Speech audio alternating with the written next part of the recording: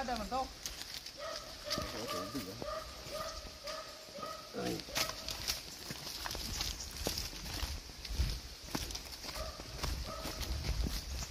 Nilulumot na isa pa ah. Oo, lumot na.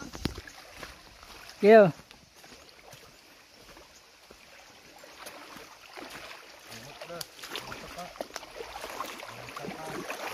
Yan, tawid kami ng sapa, punta ng bundok.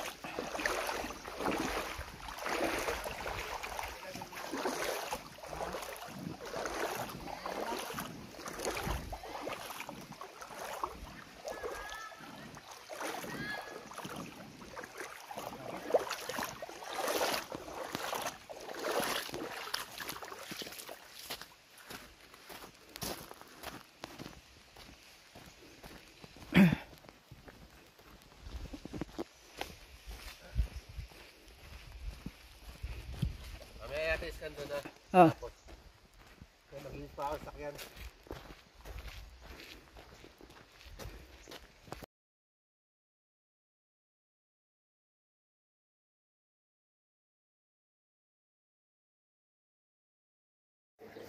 Itong marker nito is reverse positioning, no? Kung titingnan natin, ibig sabihin kung anong hole na yan is naka-point sa harap pero hindi nila alam, naka-reverse yan. Reverse positioning yan doon sa likod ang item. So kung titingnan natin yung mga bato dito, yan, kakaiba yung mga kulay, no? May pagka-pink, pagka-yellow, orange, iba-iba klase ng bato. So may mga bato na kulay gray din, katulad yan, isang yan tinuturo ng lalaki. Yan, andyan ako mismo, ako yung naka-pink dyan, no? Ako yung nagsasurvey dyan sa lugar na yan, kaya ini-explore ko siya kung ano yung makikita ko sa lugar na yan. So may mga nakita ako dyan, mga bato na naka-engrave. So meaning, mayroon pong treasure site dyan sa lugar na yan, no? Hindi kalayuan dyan sa damuhan na yan. Yan, habang nagsasagawa ako ng aking pagsusuri, no, yan, nakita ko yan na parang mayroon sa ilalim na parang engraved din, na parang butas. Ibig sabihin, reverse po siya, parehas ng isang hole na nasa taas po ang hindi po siya pababa ang item, no? Kaya pinag-aaral. Ayan, isang animal marker, kung makikita ko yan, isang dog marker, yan, na may hole din niya, na mayroon dalawang hole niya sa reverse position. Ibig sabihin, niya sa area is mayroon langob na naka-close, no? So, yan, isang yan, may bato na yan, makikita natin, mayroon tinatawag tayong animal marker pa rin, kung makikita natin, kung sa aking panunuri, no, sa aking pag-survey niya at pagkita sa batong yan, ang nakita ko dyan is parang isang animal marker na kung saan ay naka-slope yun mismong bato. Ibig sabihin yun, area is sloping kasi.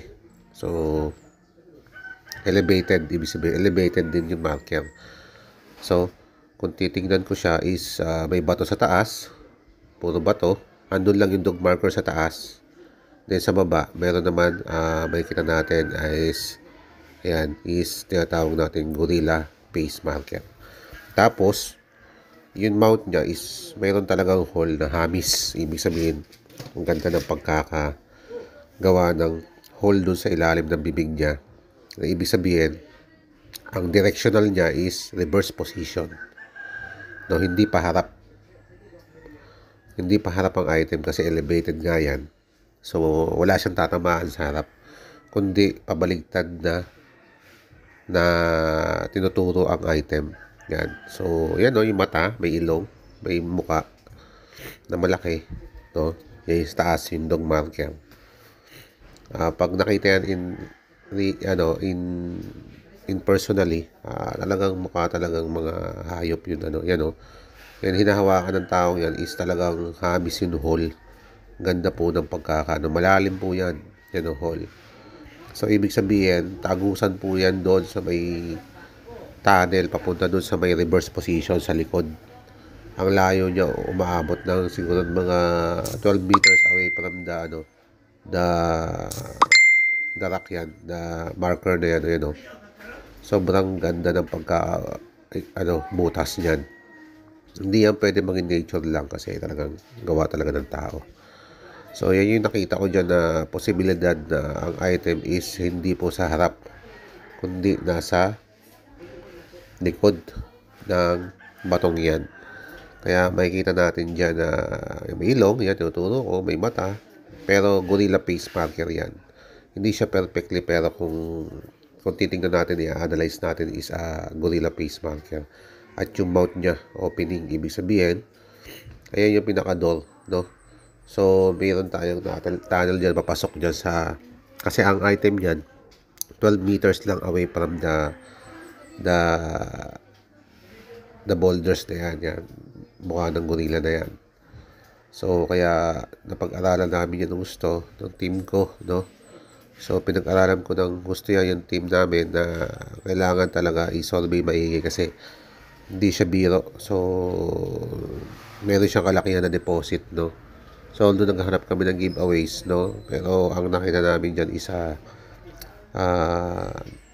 malaking deposito dahil sa pambihirang mga marker na yan, no? So, marami pang ibang mga marker dyan, di lang namin nasuyod lahat. So, mayroon pa kasi kami ibang video na hindi namin napuntahan, tapos hindi namin na-videohan. Kaya, ayan lang po yung mga na-videohan namin. Kaya, kitang-kita po yan is tatama po yan sa northwest orientation, I think, no? So, kaya ang position niya is baligtad talaga. Yan, sa baba kasi yan is bangin na. Makikita dyan yung kabilang bundok na. Pero, yun nga, ang sabi ko nga sa inyo is reverse. Marami siyang passageway na marami siyang route of entry papuntang tunnel na nasa soul face, no? Kaya ang ano niya is yan, tinuturo ko na yan is parang dog marker. Yung tenga niya, may mga butas yan sa may gilid, no? Papunta dyan sa may likod. Kaya sa tingin ko is ang positioning ng item dyan is nandyan sa may mga damo-damo sa taas. Kasi meron dyan triangle na bato na nung pina-check ko sa mga tao dyan is ipahagbas yung mga damo is may triangle position ng bato. Kaya kitang-kita andun yung pinaka target namin